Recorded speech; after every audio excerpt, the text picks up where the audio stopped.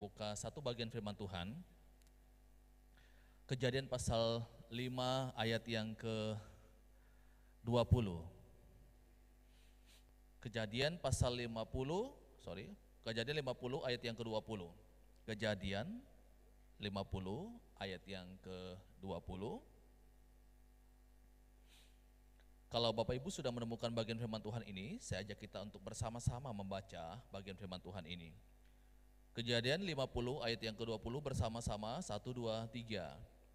Memang kamu telah merekarkakan yang jahat terhadap aku, tetapi Allah telah merekarkakannya untuk kebaikan, dengan maksud melakukan seperti yang terjadi sekarang ini, yakni memelihara hidup suatu bangsa yang besar. Saudara, tema HUT RI yang ke-77 pada tahun ini mengangkat tema itu adalah pulih lebih cepat, bangkit lebih kuat. Pulih lebih cepat dan bangkit lebih kuat.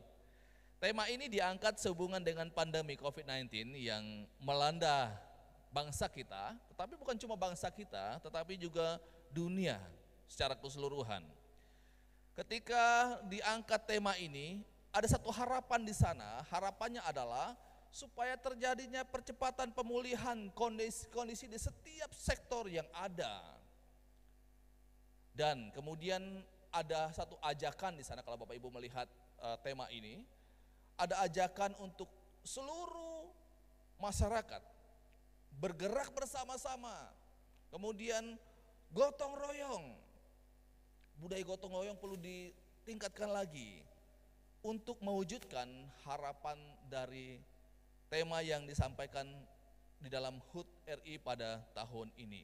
Saudara, di dalam pengajaran Kristen kita mempercayai ada dua mandat, ya, dua mandat. Pertama itu mandat budaya, kemudian mandat yang kedua adalah mandat penginjilan. Biasanya yang orang tahu itu hanyalah mandat penginjilan, amanat agung, hanya itu yang biasanya dibicarakan di dalam kekristenan. Jarang sekali kekristenan membahas tentang mandat budaya. Padahal kalau kita melihat mandat budaya dan juga mandat penginjilan itu sama-sama diperintahkan oleh Allah. Pertanyaannya, apa itu mandat budaya? Sederhananya gini Bapak Ibu, mandat budaya itu adalah berarti satu upaya untuk mengintegrasikan iman Kristen dalam setiap aspek kehidupan, baik itu aspek politik, ekonomi, sosial, hukum, pendidikan, kesehatan, dan lain-lain. Jadi bagaimana kita mengintegrasikan iman itu, iman Kristen kita ini dalam segala aspek kehidupan ini. Jadi saudara, tidak salah kalau orang Kristen itu belajar hukum. Memang orang Kristen perlu belajar tentang hukum. Tidak salah kalau kemudian kita belajar tentang politik, belajar tentang ekonomi dan lain sebagainya. Karena itu adalah mandat budaya. Tetapi yang harus dipastikan adalah semua yang kita pelajari itu harus terintegrasi dengan iman Kristen. Kemudian kalau kita bicara tentang mandat penginjilan, tadi mandat budaya yang pertama. Kalau mandat penginjilan itu sudah pasti bahwa itu adalah orang-orang Kristen yang dipanggil untuk memberitakan Injil di tengah dunia yang berdosa ini. Jadi sebelum ada mandat penginjilan Bapak Ibu, mandat budaya itu sudah ada. Itu terdapat di dalam kitab Kejadian. Sudah ada mandat budaya, bagaimana Tuhan memberikan mandat kepada Adam dan Hawa untuk mengusahakan dan memelihara taman Eden yang Tuhan percayakan untuk mereka kelola pada waktu itu. Jadi sekali lagi, sebelum ada mandat penginjilan, amanat agung itu, Tuhan di awal-awal sebelum manusia jatuh dalam dosa sudah ada yang namanya mandat budaya. Tetapi setelah manusia jatuh dalam dosa, maka mandat budaya ini tidak lagi kemudian dipelihara. Bahkan yang terjadi adalah manusia merusak hal-hal yang Tuhan telah percayakan, yang harusnya dipelihara, diusahakan, dikelola oleh manusia. Tapi karena manusia sudah jatuh dalam dosa, akhirnya manusia justru merusak hal-hal yang Tuhan telah percayakan untuk dikelola. Saudara, dua mandat ini harus kita jalankan. Tidak hanya menitik beratkan kepada satu saja, tetapi dua-duanya harus kita jalankan. Karena kalau Tuhan telah memberikan mandat budaya dan mandat penginjilan, maka dua-duanya artinya penting bagi Tuhan. Kadang ada orang Kristen yang hanya menekankan satu bagian, menekankan tentang hanya kepada penginjilan saja. Tetapi orang Kristen di sisi lain, mereka mengabaikan mandat budaya, tidak punya sumbangsi apa-apa kepada bangsa dan negara. Atau sebaliknya, ada orang Kristen yang hanya menekankan tentang mandat budaya, lakukan kegiatan-kegiatan sosial, banyak membantu orang dan sebagainya, tetapi lupa kepada amanat agung Yesus Kristus.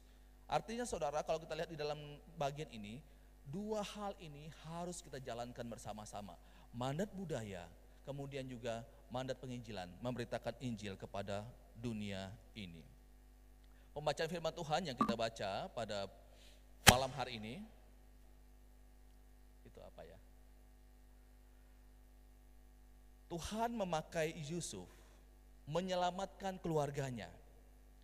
Bukan hanya menyelamatkan keluarganya, tetapi Tuhan juga memakai Yusuf untuk menyelamatkan bangsa Mesir dan juga bangsa-bangsa di sekitarnya yang mengalami kelaparan besar pada waktu itu. Jadi kalau kita lihat di dalam kisah perjalanan Yusuf, Tuhan tidak hanya memanggil Yusuf untuk menyelamatkan keluarganya. Tuhan tidak hanya memanggil Yusuf untuk itu, tetapi Tuhan memanggil Yusuf untuk menyelamatkan satu bangsa yang besar. Itu yang dikatakan di dalam pembacaan kita tadi.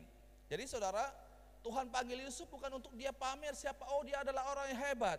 Tuhan panggil Yusuf untuk menjadi orang nomor 2 di Mesir, bukan untuk gagah-gagahan supaya dia, oh saya punya jabatan yang tinggi. Enggak.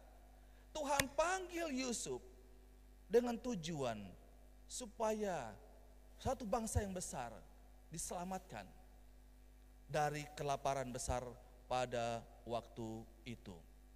Jadi saudara, Yusuf sangat tahu tentang hal ini, sehingga ketika saudara-saudaranya, mereka takut jangan sampai Yusuf akan balas dendam. Sehingga kalau Bapak Ibu membaca pasal ayat sebelumnya, di sana kemudian mereka minta kepada Yusuf supaya mengasihi mereka.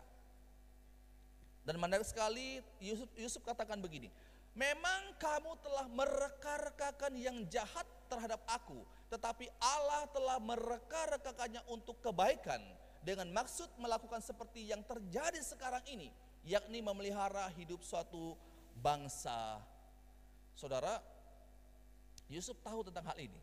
Yusuf tahu Tuhan membawa dia ke Mesir dengan tujuan bukan hanya untuk dirinya, tetapi untuk keluarganya, untuk bangsa Mesir dan juga bangsa-bangsa di sekitarnya. Saudaraku yang dikasihi oleh Tuhan Yesus Kristus, kita lihat di dalam bagian firman Tuhan ini, Tuhan panggil Yusuf keluar sampai ke Mesir. Kita tahu kisah tentang Yusuf itu banyak pergumulan demi pergumulan yang dia harus lewati, tetapi tujuannya begitu mulia. Tuhan memanggil dia.